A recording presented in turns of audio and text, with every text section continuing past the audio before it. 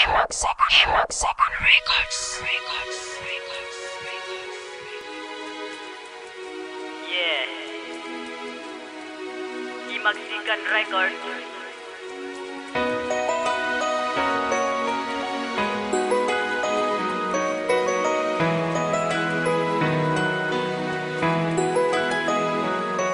Inaalay ko itong kanta para sa aking mga magulang, dahil kayo ang sumuporta at hindi kayo nagkulang. Kahit kayo'y nahihirapan na kami ay itaguyod, kayo pa rin ay kumakayod kahit kayo ay napapagod. Maraming salamat po inay, maraming salamat po itay, dahil sa aking pag-aaral kayo ang aking naging gabay. Hindi nyo kami pinabayaan sa oras ng pangangailangan, sumusuporta pa rin kayo kahit kayo'y nahihirapan. Mamahal ang isang magulang ay di mabibili ng pera. Patawarin nyo sana kung may kamali ang nagawa. Papaano ba ako makakabawi sa inyo sa pagmamahal nyo sa akin, higit pa sa ibang tao? Hindi ko man maamin ang aking naramdaman, kaya sa munting kanta na lang namin ito idinaan. Sana'y inyong mapakinggan ang awit kong pinaghirapan. Salamat sa pag-aruga aking mahal na mga magulang. Salamat sa iyo inay, salamat sa iyo itay, dala-dala ko po ito hanggat ako ay nabubuhay. Ang aking utang na loob na walang pag-alinlangan, pakinggan sana ang awit na aking pinaghirapan. Salamat sa iyo inay, salamat sa iyo itay, dala-dala ko po ito hanggat ako ay nabubuhay. Ang aking utang na loob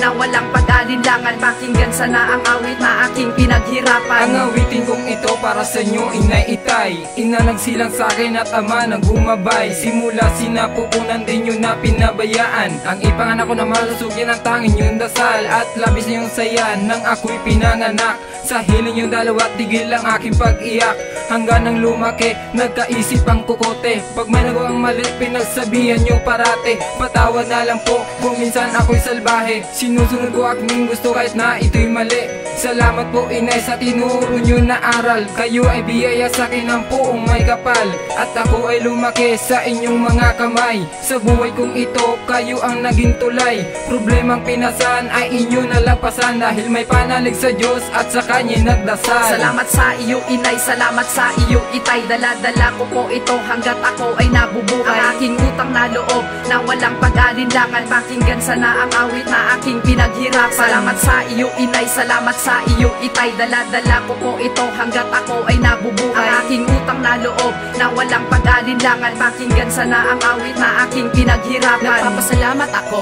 dahil kayo magulang ko, dahil kung wala kayo wala ako dito sa mundo. Pinanganak akong kumpleto dahil inalagaan nyo ako, at kayo ay nagsakripisyo para mabuhay lang ako. Wala akong ibang paraan para kayo'y pasalamatan. Pinaghirapan kong kanta ay sa inyo inilaan, aking mga magulang, dahil mahal namin kayo. Sana ay unawain nyo ang kanta ko na ito. Kayo sa akin ay iba, kayo ay mahalaga. Sa magulang na gaya nyo wala nang hahanapin pa kapag nagka-problema. Sa inyo kung lumalapit, mga payo nyo dalawa walang baluktot, puro tuwid. Sa mundong ito salamat dahil ako ay niluwal. Iba talaga ang kamandag ng iyong pagmamahal. Salamat din itay, ako sa iyo'y saludo, nang dahil sa iyo nagkaroon ng sino sa mundo. Salamat sa iyo inay, salamat sa iyo itay, dala-dala ko po ito hanggat ako ay nabubuhay. Ang aking utang na loob na walang pag-alinlangan, pakinggan sana ang awit na aking pinaghirapan. Salamat sa iyo inay, salamat sa iyo itay, dala-dala ko po ito hanggat ako ay nabubuhay. Ang aking utang na loob